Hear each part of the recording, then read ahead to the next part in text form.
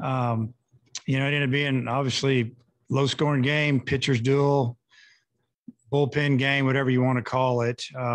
Runs were hard to come by. Both teams played really, really good defense, and pitchers worked out of a couple of jams. And, we got a big swing in the first inning, got us 2 runs, and then, another big swing, a 2-out double that, we scored a runner after a walk.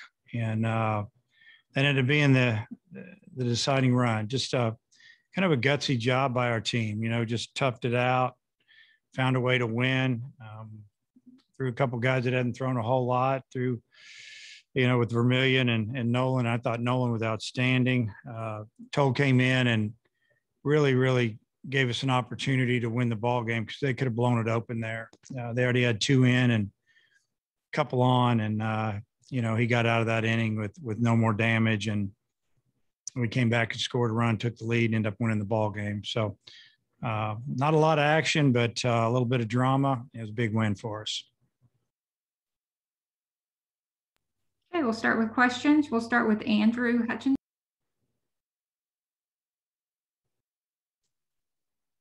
Dave, you touched on it with Toll, but the bases were loaded and Elko and Dunhurst were coming up for Ole Miss. What did you tell him when you gave him the ball, and what do you think it says about him being a freshman and handling that spot as well as he did?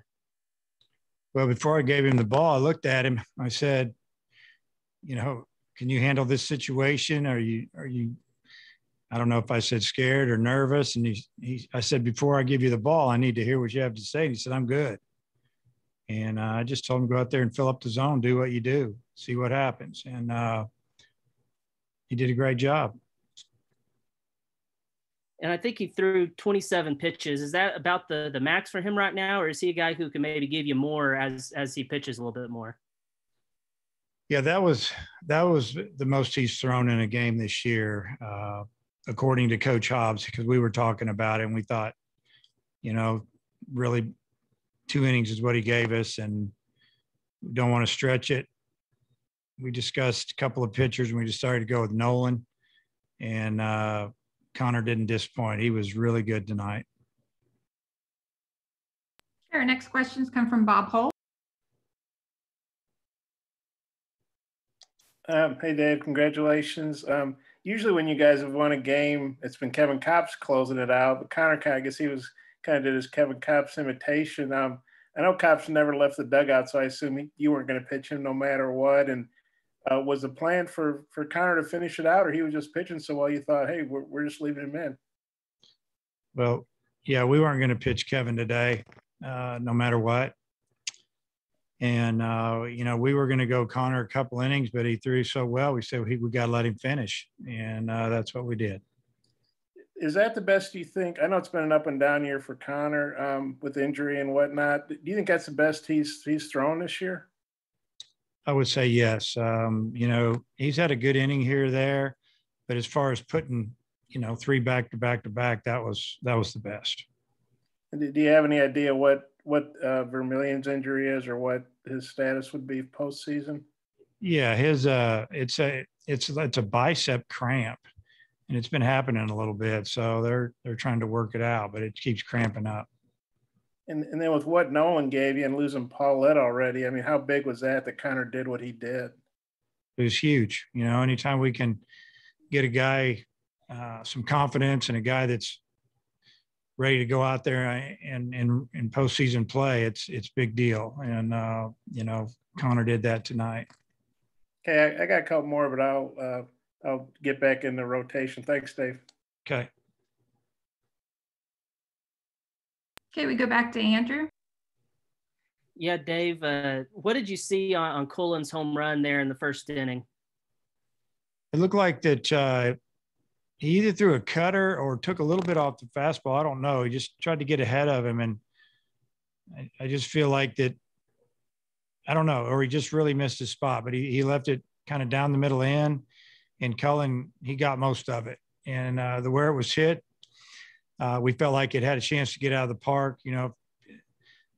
That's really probably the only part of the ballpark where the wind really wasn't affecting how far the ball would go because, we hit one later that inning.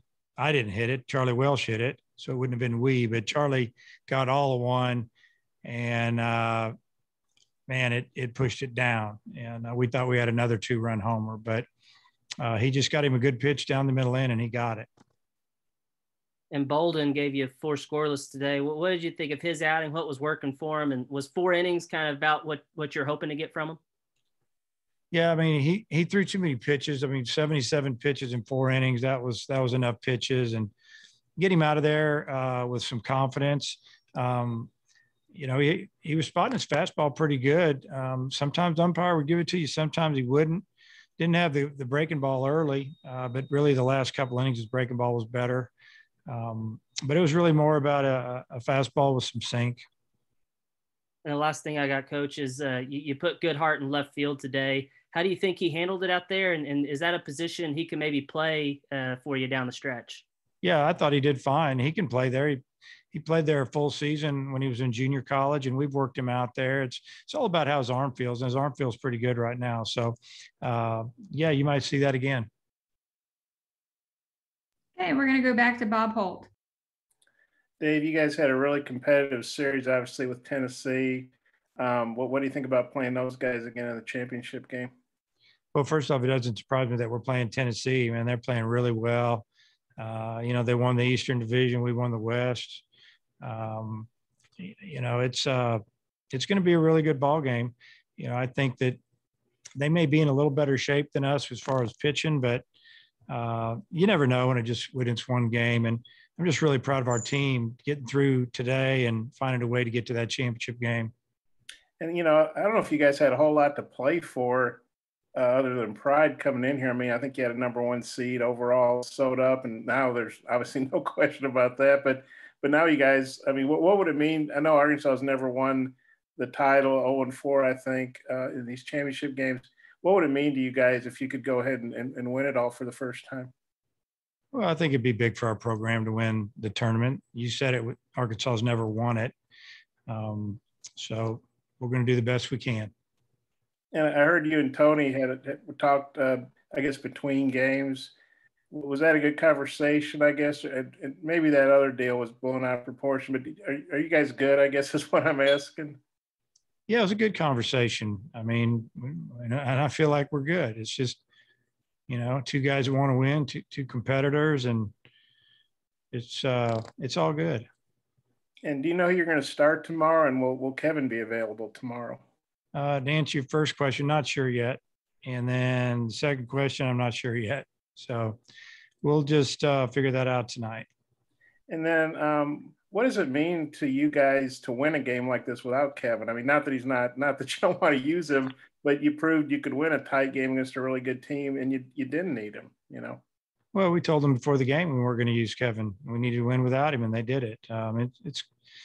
It's a good feeling, I mean, really, we won a tight game without Kevin, and we've won a few games or a lot of games without Kevin, but we scored a lot of runs or whatever. But on the weekends, we've used Kevin a couple of times, most every weekend, and just giving him another day's rest. And if we decide to pitch him tomorrow, we will. But still not 100% on it. But I think it's great that we went out and won a 1-run game without him.